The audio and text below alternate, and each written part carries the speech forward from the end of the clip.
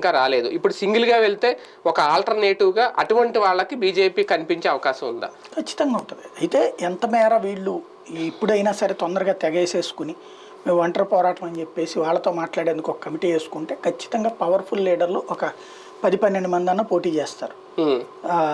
అది చాలా బలంగా ప్రయత్నించేటటువంటి అవకాశం ఉంటుంది. ప్రస్తుతం ఉన్న పరిస్థితుల్లో కావాల్సింది నాకు ఉన్న అవగాహన మేరకైతే ఆంధ్రప్రదేశ్లో అసెంబ్లీ సీట్లకి బీజేపీ అన్ని చోట్ల పోటీ చేస్తే వచ్చే ఓట్ల కంటే కూడా పార్లమెంటు సీట్లకు వచ్చే ఓట్లు ఎక్కువ ఉంటాయి. ఖచ్చితంగా డబులైనా ఆశ్చర్యపోనక్కర్లేదు. వైసీపీ తెలుగుదేశం ఓటర్లు కూడా పార్లమెంటు స్థానాల విషయంలో బీజేపీకి ఓటేస్తారు నేను బలంగా నమ్ముతున్నాను. అంటే మొత్తం అని కాదు, అధికారంలోకి రాకపోవచ్చు కానీ ఒక బలమైనటువంటి ఓట్ బ్యాంక్ ప్రారంభం గతంలో ఎన్నడూ లేనటువంటి ఒక ఓట్ బ్యాంక్ని అని అనను. ఎందుకంటే గతంలో 18% వచ్చినటువంటి సందర్భం ఉంది. ఇప్పుడు అంత రాకపోవచ్చు కానీ ఆ తర్వాత జరిగినటువంటి పరిణామాలతో పోల్చుకుంటే గట్టి ఓటు బ్యాంక్ ఈ దఫా వచ్చేటటువంటి అవకాశం కనబడుతుంది. పార్లమెంట్ స్థానాల్లో కూడా పోటీ మాత్రమే ఉంటుందా?